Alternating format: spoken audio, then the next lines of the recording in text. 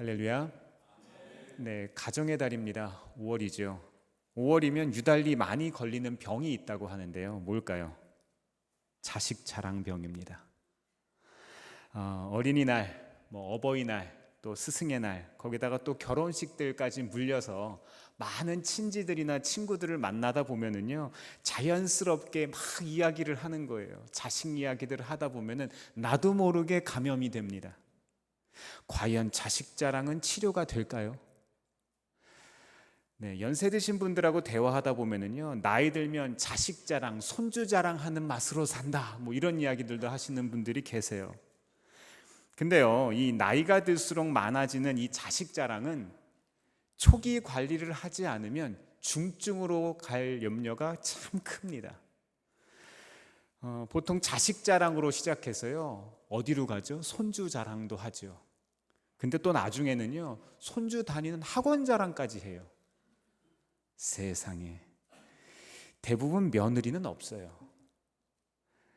노인정이나 요양원에서도 입만 열면 자식 자랑하는 어르신 근처에는 사람들이 잘 가지 않는다고 합니다. 앞으로 자식 자랑하고 싶으신 분들은 어떻게 하면 돼요? 지갑을 먼저 열고 하세요. 그러면 됩니다. 네, 우리 사회에서는요, 자랑보다는 겸손이 미덕으로 통합니다. 그렇죠? 이런 생각들은 1세기 사회, 이 초대교회 공동체 사회에도 마찬가지였나 봅니다. 성경에 보면 사도 바울은 자기가 개척했던 교회들이나 자기의 삶에 대해서 좀처럼 자랑하지는 않습니다.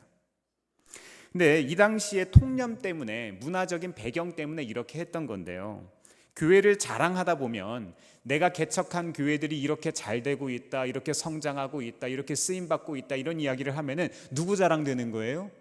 바울 자랑되잖아요. 그러니까 바울이 이런 이야기를 하지 않았던 겁니다. 때문에 바울로서는 전혀 그런 의도로 말하고 싶지 않았습니다.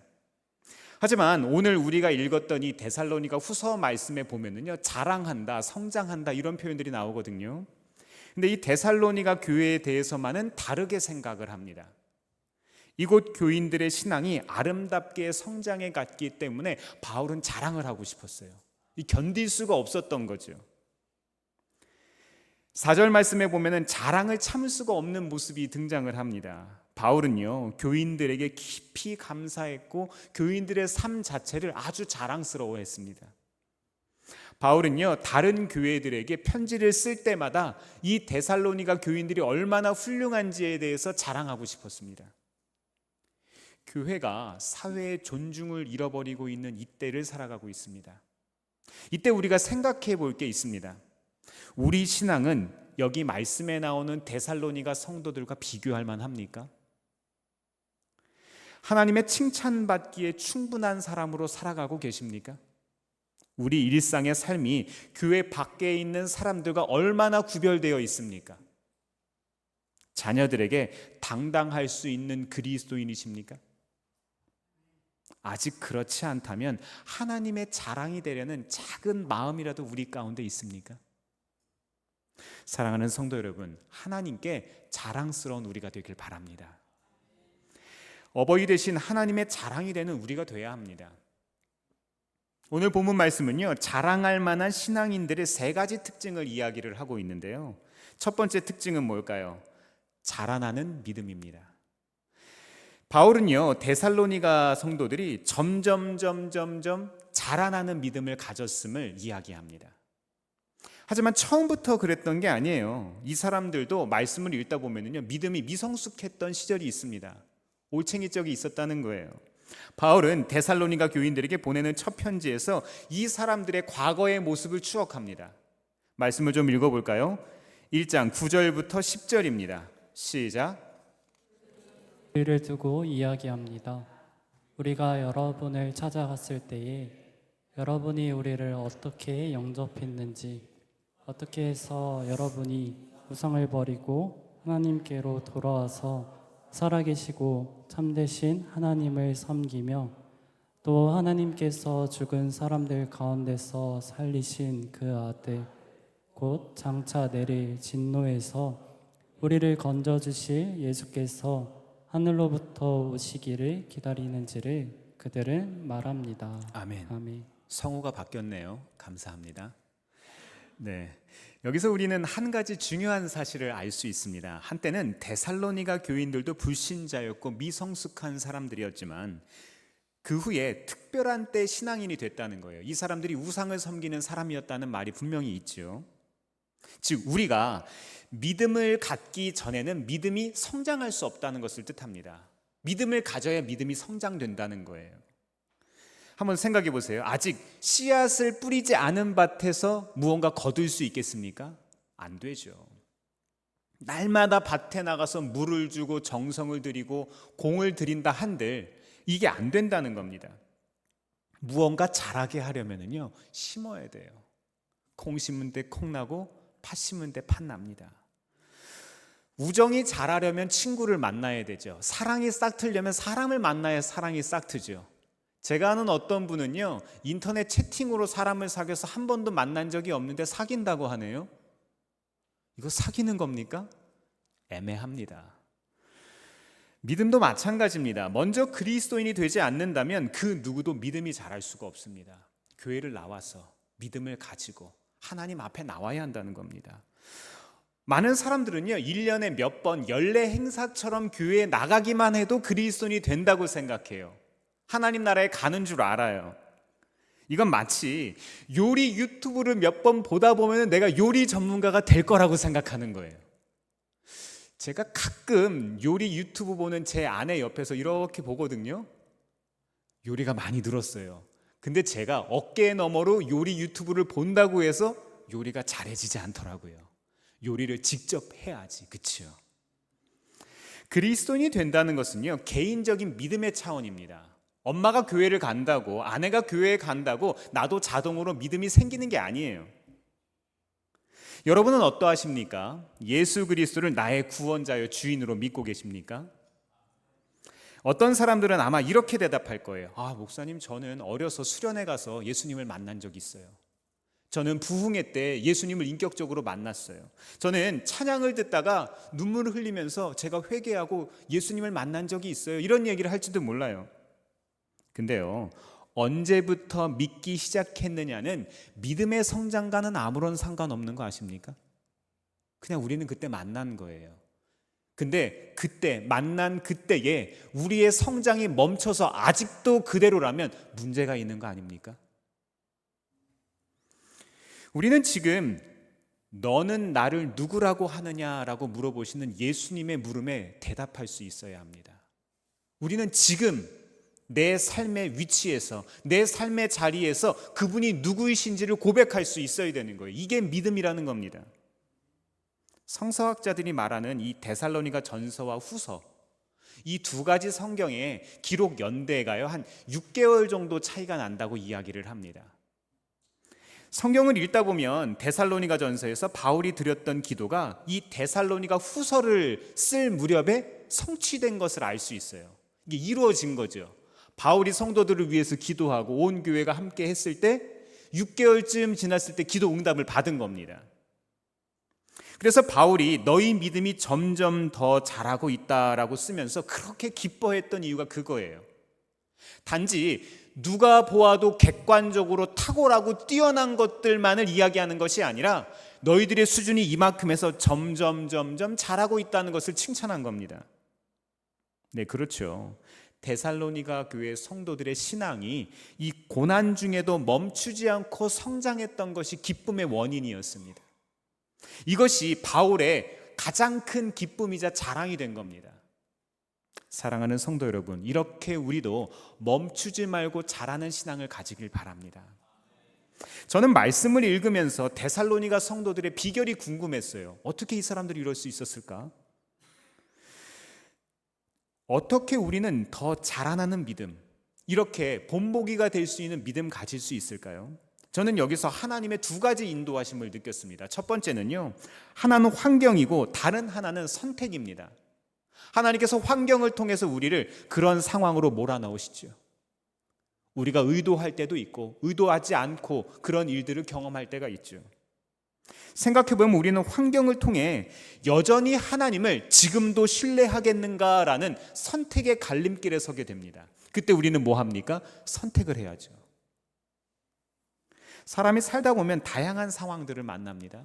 어려움을 만나기도 하고요. 건강의 문제도 있고 관계의 문제도 있고 자녀의 문제를 경험하기도 합니다.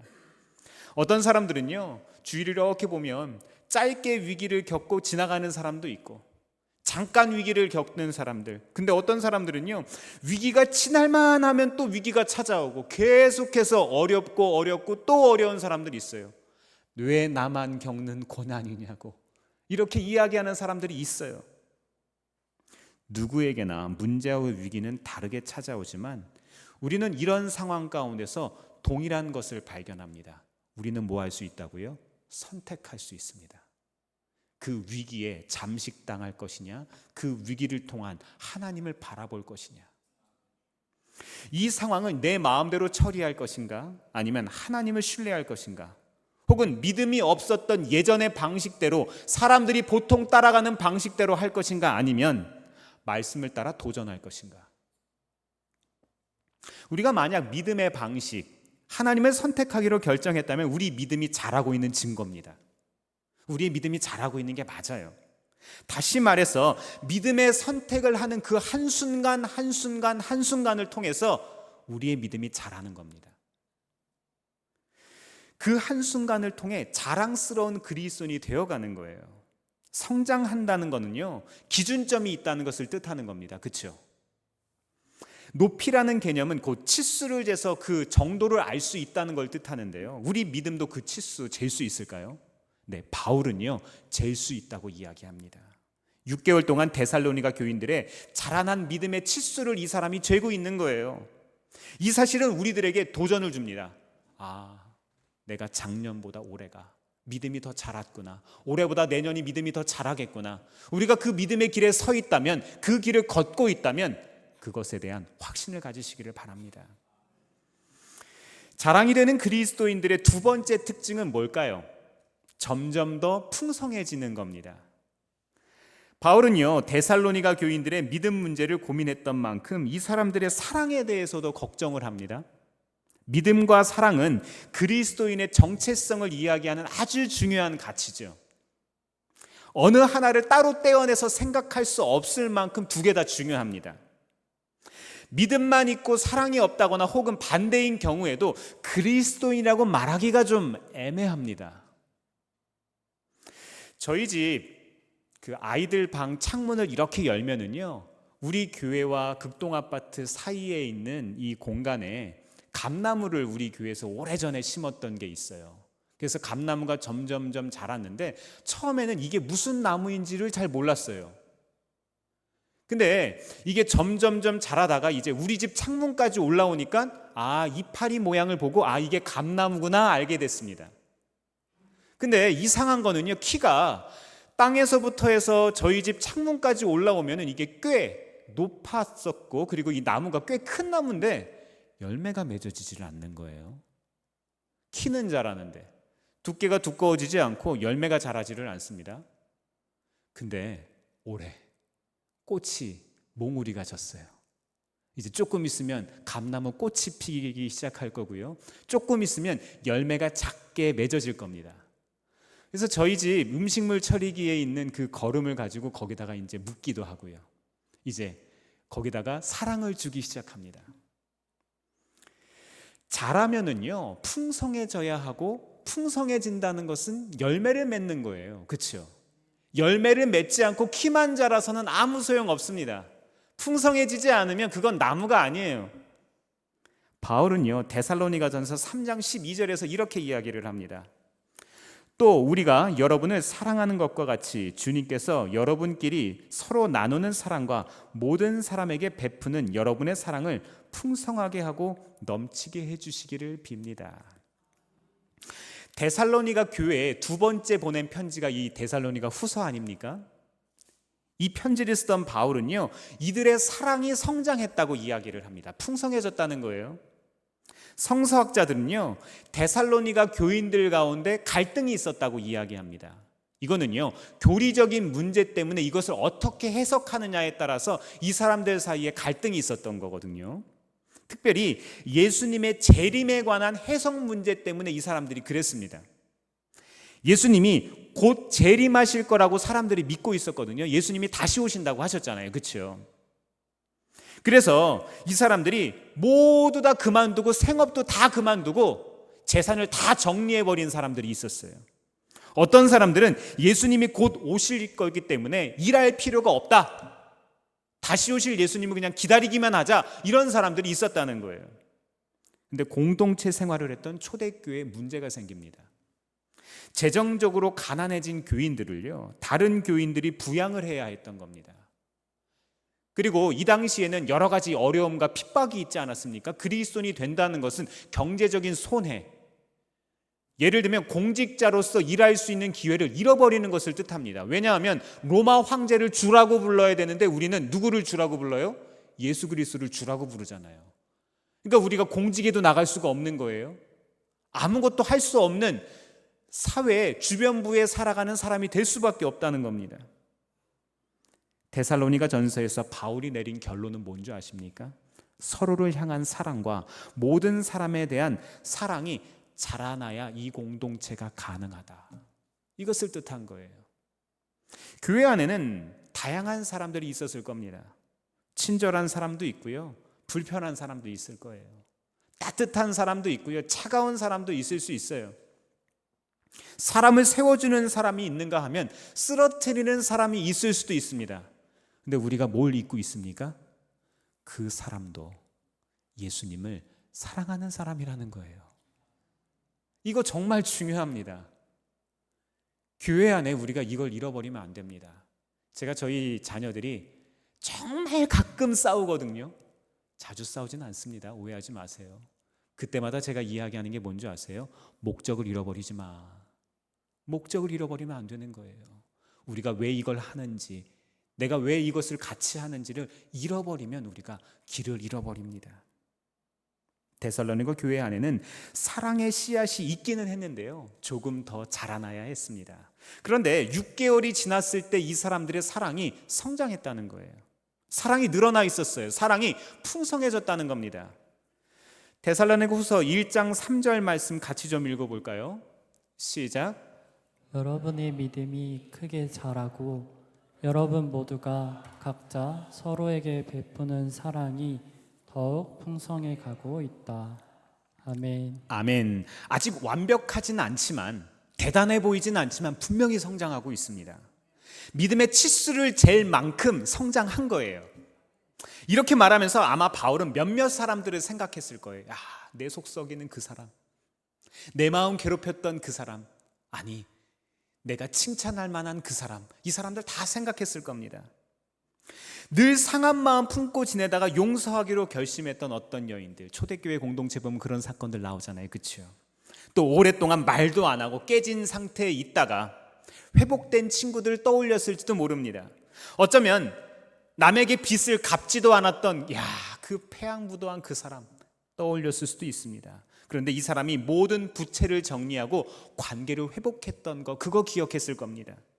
재정적인 빚뿐만 아니라 오랫동안 가지고 있었던 마음의 상처나 빚을 정리한 사람들도 있었을 겁니다. 분명 바울이 데살로니가 교인들을 하나하나 생각하면서 이 사람들의 과거와 지금의 현재가 전혀 달라졌다는 것을 고백하고 있는 겁니다. 여러분의 사랑이 자랐습니다. 여러분의 사랑이 자랐습니다. 네, 이렇게 말하기에 충분한 변화가 있었습니다. 이거는 정말 자랑할 만한 일입니다. 그렇다면 우리는 어떻습니까? 우리는 자랑하기에 충분한 신앙인 맞습니까? 자랑하기에 충분한 아들과 딸 맞습니까? 저는 완벽한 기준을 말씀드리는 게 아니라고 이야기했습니다. 물론 우리는 제한적인 이 땅에서 완벽한 사랑까지는 할 수 없겠죠.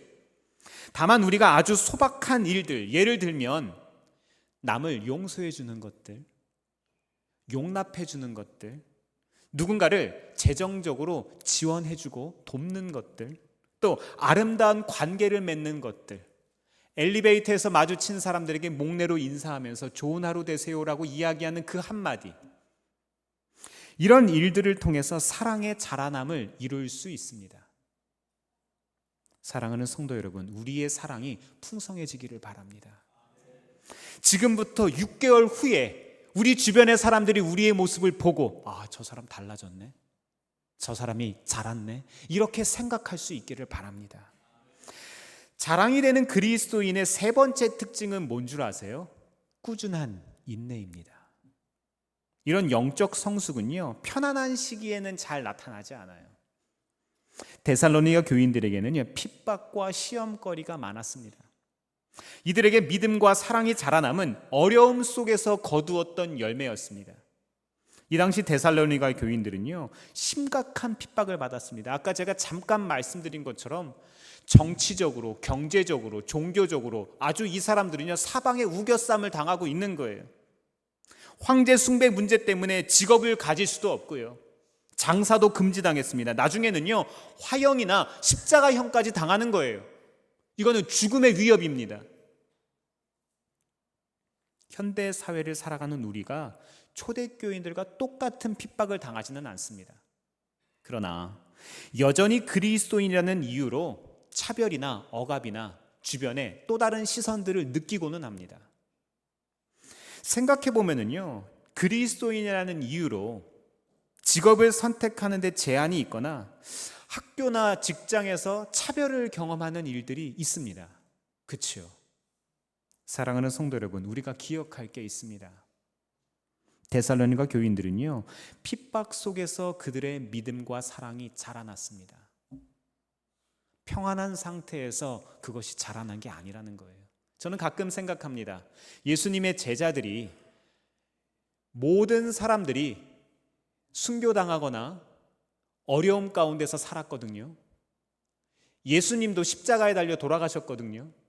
만약 우리가 무탈하게, 아프지 않고, 경제적으로 부유하게, 나이가 한 90이나 100살쯤 되어서 가족들이 둘러 앉았는데 평안하게 하나님 품에 간다고 생각하는 것이 복이라고 한다면 예수님과 제자들은 저주받은 사람들입니다. 그렇죠? 우리가 생각하는 행복의 개념, 우리가 생각하고 있는 성숙의 개념, 우리가 생각하는 그리스도인으로서 복을 누리는 것의 개념을 우리가 조금 패러다임이 전환되어야 하지 않을까요? 인생의 어려움과 고통은요, 성숙할 수 있는 기회를 줍니다. 인내로 번역된 헬라어는요, 단순히 극복이나 버팀 뜻 이상의 의미를 가지고 있습니다. 그것보다 훨씬 더 적극적인 반응, 즉 창조적인 반응을 뜻한대요. 창조적인 반응. 결국 데살로니가 교인들의 인내가 우리에게 주시는 교훈이 무엇입니까? 고린도전서 10장 13절 말씀 같이 한번 읽어볼까요? 시작. 여러분은 사람이 흔히 겪는 시련밖에 다른 시련을 당한 적이 없습니다. 하나님은 신실하십니다. 여러분이 감당할 수 있는 능력 이상으로 시련을 겪는 것을 하나님은 허락하지 않으십니다.